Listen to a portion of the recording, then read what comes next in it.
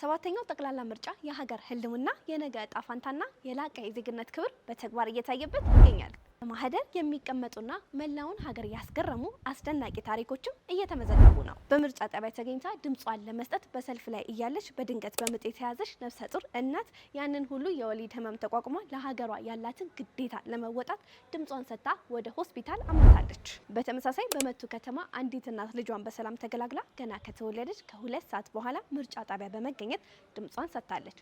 ይሄ አስደናቂ ቁርጠኝነት ነው። በሰሜን ሸዋ ደግሞ ልጃቸው በሞት የተለየባቸው የአንድ ቤተሰብ 7 አባላት አስክሬን በቤት አስቀምጠው በማለዳ ድምጽ ሰጥተዋል። በዚህ ታሪካዊ የምርጫ ሂደት ላይ ፕሬዝዳንቱ፣ ጠቅላይ ሚኒስትሩና ተፎካካሪ ፖለቲካ ፓርቲ መሪዎች በተለያዩ የምርጫ ጣቢያዎች በመገኘት ድምጻቸውን በነጻነት እየሰጡና ለሂደቱ ያላቸውን አክብሮት እያሳዩ ይገኛሉ። ሰባተኛው ጠቅላላ ምርጫ የዜግነት ኃላፊነት በተግባር እየታየበት ይገኛል። ድምጽ ለመስጠት የቀሩት ጥቂት ሰዓታት በመሆናቸው እናንተም ወደ ምርጫ ጣቢያ በመምራት የዜግነት ኃላፊነታችሁን ተወጡ። አዳዲስ መረጃዎች እንዲደርሷችሁ የሀሳብ ሚዲያ ቤተሰብ